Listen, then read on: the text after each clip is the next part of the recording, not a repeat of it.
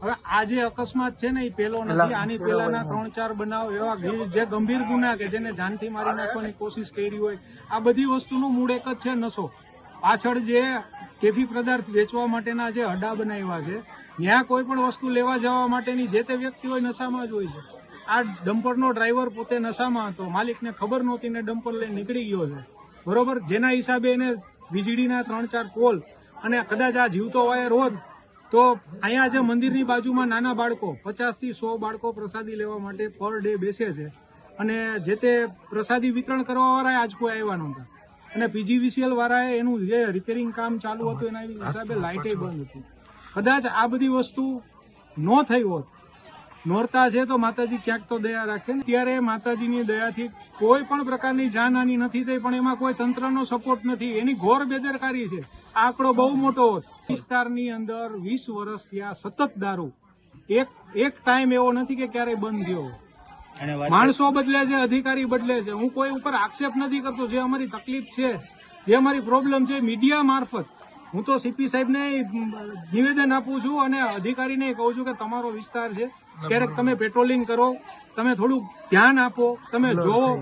તમારા સુધી કોઈ પણ પ્રકારની ફરિયાદ પહોંચતી નથી. આ કેટલા વર્ષથી દારૂ વેચાતો? 20 વર્ષથી. આજે રજૂઆત કરી હતી સાહેબ, ફાઇલના ઢગલા થઈ જાય ને એટલી રજૂઆત થઈ છે મીડિયા મારફત અમારી 3 થી 4 ફરિયાદ તો મીડિયા મારફત છે. પણ એ મૂળ વ્યક્તિ, જે હું તમને વાત કહેવા માંગુ છું કે નશામાં હોય તો એના ઘર ઉપર ચડાવી દે ને. જે વ્યક્તિ ભાનમાં જ નથી તો એને ક્યાંથી ખ્યાલ આવશે કે સારું હું ખરાબ હું. મૂળ જે તકલીફ છે, હવે આ તો ડમ્પર હતું, આની જગ્યાએ તમે એને બીજું કોઈ વાહન આપો તો એ જે વ્યક્તિ ભાનમાં જ નથી, તો મૂળ જે તકલીફ છે એ તો નશાની છે ને. નોર્મલ વ્યક્તિ હોત કદાચ, બાય ચાન્સ અહીંયા કદાચ કન્સ્ટ્રક્શનનું કામ ચાલુ હોય ને મોટું વાહન આવે તો પોતાની પૂરેપૂરી ધ્યાન રાખે ને, જવાબદારીથી વાહન આવે. તરત ઈ રીતે થયો છે કે આ ડમ્પર વાળા ભાઈ દારૂ પીને આવ્યા છે, દારૂની પીધેલી ફૂલ હાલતમાં છે, અને ઈ દર વખતે એટલા દારૂ વાળા પીને આવી રીતના કરી જાય છે. આ વખતે મોટી ઘટના કરી ગયા છે. અગાઉ આવી રીતના નાની મોટી સર્વિસો તોડી ગયા છે, અને હમણાં અમારે ગરબી મંડળની દીકરીઓને બહુ ઓલું કર્યું હતું. ગરબી શીખતી હતી દીકરીઓને, એમાં આવીને વચમાં પડી ગયો હતો એ ભાઈ. ત્યારે એ દીકરીઓ બધી બી ગયું હતું ને અમે ત્યારે એને મારીને કાઢ્યો હતો. હવે અત્યારે તો આ મોટી ઘટના કરી ગયો છે. તમે ડમ્પર વાળા ભાઈ ને ન મૂકો અને તમે બધાને લ્યો. પેલા તમે દારૂ વાળા, અમે તમને બધા ભાઈઓને કહી છે કે તમે દારૂ જ બંધ કરાવો.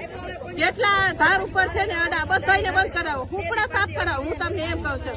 અને એ દારૂ વાળાનો છોકરો છે ને એ ખાસ હોંડા હાકે છે, દારૂ વાળાના માણસો છે ને એ રિક્ષા ખાસ હાકે છે. પાછા તો એ દાદાગીરી કરે છે. નાના મોટા માણસો કે ને તો એને દબાવી દે છે ને એ દાદાગીરી કરે છે. તમને અમને બધા બેનું જે વિનંતી કરી છે તમને કે તમે એ બંધ કરાવો.